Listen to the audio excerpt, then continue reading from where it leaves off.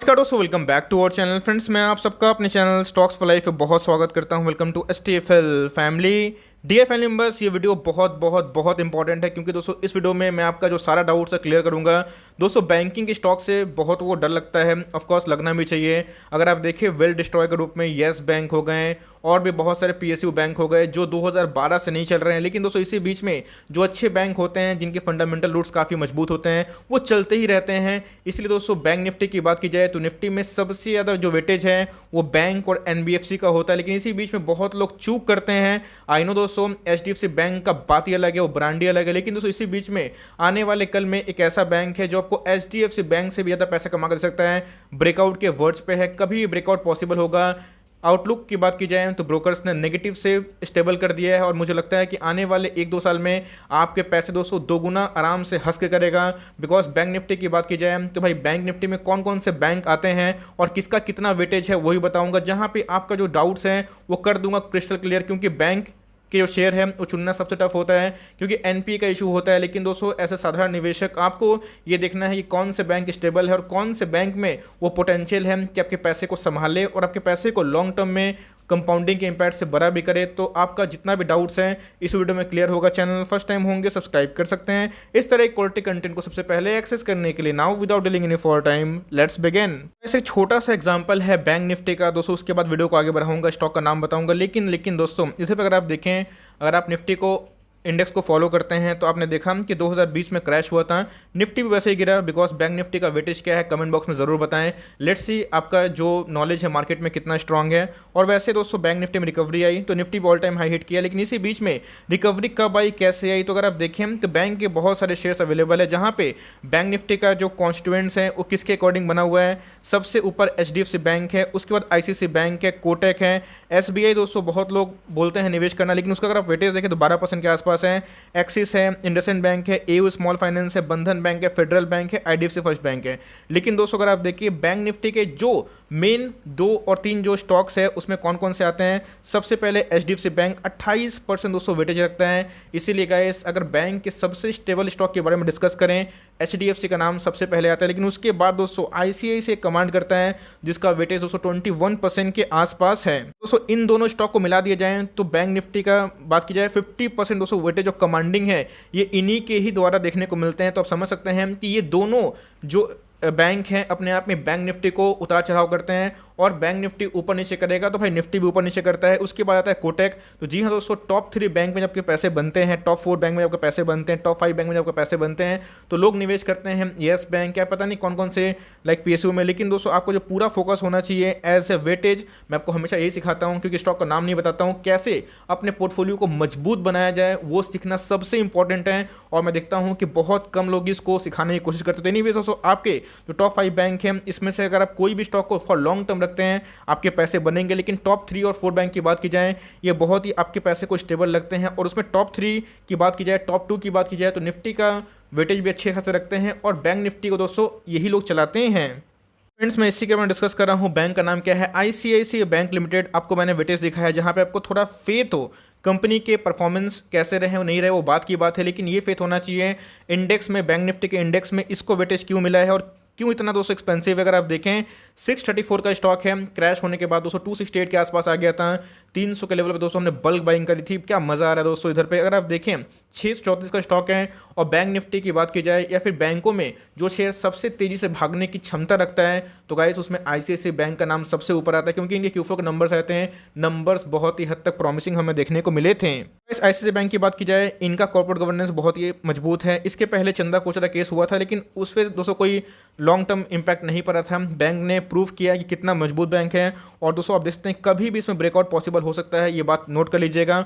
और देखिएगा जल्दी दोस्तों आपको इधर पे टारगेट्स बहुत ही अब दिखाई पड़ेंगे। अगर आप देखें बैंक निफ्टी में दोस्तों बहुत सारे स्टॉक्स आते हैं लेकिन जो बैंक अच्छा परफॉर्म करते हैं लोग उधर पर निवेश नहीं करते हैं। लेकिन दोस्तों इधर पे हाई टाइम है कि आप इसमें निवेशित रहें। निवेश का प्लान करते हैं, फंडामेंटल कैसे हैं और जो आउटलुक का मैंने बताया इसके पहले कि क्या आउटलुक को लेकर न्यूज़ आ रही है उसको भी कवर करते हैं। लेकिन दोस्तों अगर आप देखें तो बैंक निफ्टी में ये बहुत ही प्रबल दावेदारी रखता है और आने वाले कल में अगर आपको स्टेबल पैसा सेफ और ज़्यादा रिटर्न चाहिए तो जी हाँ दोस्तों आईसीआईसीआई बैंक हमारा टॉप पिक है इन शॉर्ट टर्म में भी और लॉन्ग टर्म में भी।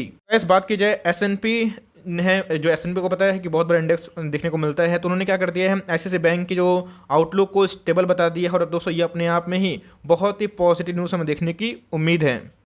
खबर को थोड़ा सा विस्तार में पढ़ते हैं, उसके बाद संक्षिप्त में आपको समझाने की कोशिश करूंगा, बिकॉज आई नो कि आपका टाइम बहुत ही प्रीशियस है। लेकिन दोस्तों जो न्यूज़ है उस न्यूज़ का इंपैक्ट समझने की कोशिश करिएगा। तो S&P global rating on Friday said it has revise the rating of outlook on ICICI bank limited to stable from negative on grounds that the lender will benefited from the sale of stake in subsidiaries. Of course subsidiaries का अगर cell होता है, आपको पता है कि बहुत सारे सब्सिडरीज हमें ICICI बैंक के नीचे देखने को मिलते हैं, प्रूडेंशियल हो गए, लोम्बार्ड हो गए। तो अगर आप देखें तो रेटिंग एजेंसी ने क्या कर दिया है, affirmed its BBB minus long term negative to A-3 short term issuer credit card rating of ICICI bank. तो इधर इन्होंने बताया है कि we revise the rating outlook to reflect our view that ICICI bank will maintain its strong capital position over the next 24 month. तो जी हाँ दोस्तों, हमने इनके NPA के फ्रंट में देखें, इनके नंबर्स के फ्रंट में देखें, नंबर्स बहुत ही स्टेलर थे। और इसी के बाद दोस्तों क्या रफ्तार पकड़ा है, स्टॉक को मैंने बहुत बार कवर भी किया था, 500 के लेवल पे आया था, मैंने स्ट्रॉन्ग रिकमेंडेशन थी, तो बताया भी था कि शॉर्ट टर्म में आपको 700 देखने को मिलेगा। लेकिन दोस्तों अभी की टारगेट की बात की जाए तो मोतीलाल ओसवाल ने क्या टारगेट दिया है और इनके फंडामेंटल फाइनेंशियल्स कैसे हैं उसको भी एक बार देख लेते हैं। इस बात की जाए मोतीलाल ओसवाल की, तो उन्होंने क्या बताया है कि 750 इनका टारगेट आने वाले एक साल में हो सकता है। बट मुझे लगता है गाइस कि ये 800 को ब्रीच करके 900 के लेवल पे जाने की कोशिश कर सकता है। मुझे लगता है कि आने वाले एक सालों के अंदर गाइस ये 1000 के ऊपर सस्टेन करके 1100-1200 के मार्क को भी रिक्लेम करने की कोशिश आराम से कर सकती है।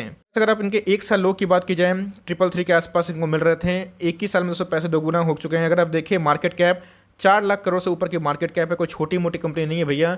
देश की नंबर 2 बैंक में हमें देखने को मिलती है as per the market cap, 4,39,000 crore की मार्केट कैप है।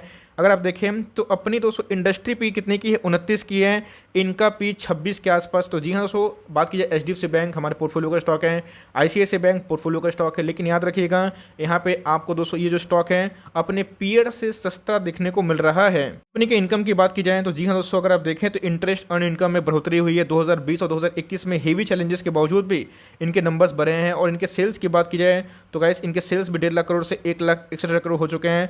अगर आप देखें तो इनके सेल्स नंबर काफ़ी हद तक ठीक ठाक देखने को मिल रहे हैं। प्रोविजनिंग की बात की जाए हम 2020 में 15,000 करोड़ के आसपास थे, जो कि बढ़कर 16,000 करोड़ हो चुकी है। तो सारे बैंक की प्रोविजनिंग हमें देखने को मिले हाइयर, लेकिन इनकी जो प्रोविजनिंग है उम्मीद से काफ़ी बेटर देखने को मिल रहे थे। इसी की वजह से अगर आप बैंक के प्रॉफिट की बात की जाए तो 11,000 करोड़ से कितना हो चुका है गाइस, 20,000 करोड़ 2020 से लेकर 2021 में। कंपनी के पास कितना रिजर्व सरप्लस है देखना बनता है। तो गाइस कंपनी के पास 1.5 लाख करोड़ से ऊपर की रिजर्व सरप्लस है भाई, बहुत शानदार है। और दोस्तों मैंने जानबूझ के प्रोमोटर होल्डिंग नहीं दिखाई है, बता दूं कि प्रोमोटर कोई होल्डिंग लेकिन नहीं है। लेकिन FIIs और DIIs की बात की जाए तो वही देखने को मिलते करता धरता।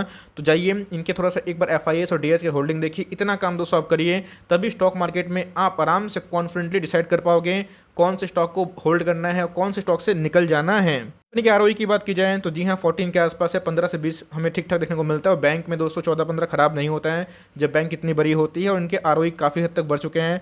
करंट रेशियो की बात की जाए तो भाई वो भी बताऊंगा। लेकिन दोस्तों अगर आप देखें ROCE तो 3.735 होती है, क्योंकि कंपनी के पास डेट होता है। हमको पता है कंपनी बहुत डेट लेती है, बिकॉज इनका काम ही है RBI से पैसा लेना और आपको देना। तो ऑफकोर्स रेपो रेट की वजह से, रिवर्स रेपो रेट की वजह से इनको काफ़ी हद तक अभी प्रॉब्लम देखने को नहीं मिल रही है। काफ़ी हद तक एम्पल लिक्विडिटी है और आराम से दोस्तों लोन को डिस्ट्रीब्यूट करके उसके अगेंस्ट में आराम से पैसे ये कमा सकते हैं। वैसे अगर लास्ट एक डेट की बात की जाए, अगर आप देखें तो 1,38 लाख शेयर्स के ट्रेडिंग हमें देखने को मिल रही है। तो वॉल्यूम्स बहुत ही ह्यूज हमें देखने को मिल रहा है। बात की जाए 72 लाख शेयर्स को डीमेट में ले जाया गया है, जिसका कुल एग्रीगेट कितना होता है गाइस, 50% के ऊपर हमें देखने की उम्मीद है। गाइस मैं इसी का डिस्कस कर रहा था। अगर आप देखें मंथली चार्ट पे क्या इस कंपनी ने रिकवरी दी है, अपने ऑल टाइम हाई से अभी भी थोड़ा सा गिरा हुआ दिखाई पड़ता है। लेकिन दोस्तों जल्दी ही ये स्टॉक स्टेबल होगा और जल्दी ही दोस्तों अपना फ्रेश जो एक साल हाई है उसको लगाने की कोशिश कर सकता है।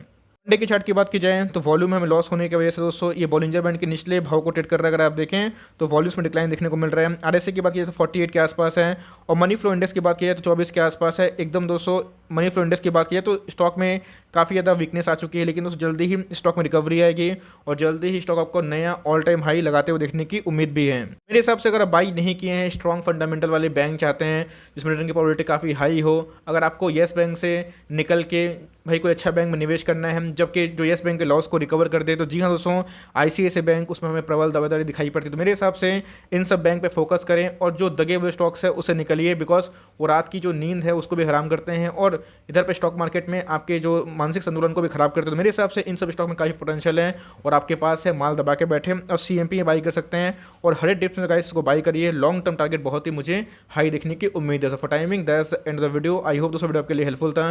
कंटेंट सही लगा तो एक लाइक कर दिएगा। चैनल फर्स्ट टाइम होंगे तो याद से सब्सक्राइब करना ना भूलिएगा। फर्दर कोई डाउट है उसको ड्रॉप कर सकते हैं और कोई स्टॉक रिव्यू चाहिए उसका नाम ड्रॉप करना भूलिएगा। I would love to make a video on your demand guys. मिलते हैं जल्दी ही, तब तक के लिए bye. Thanks for listening friends, God bless you all.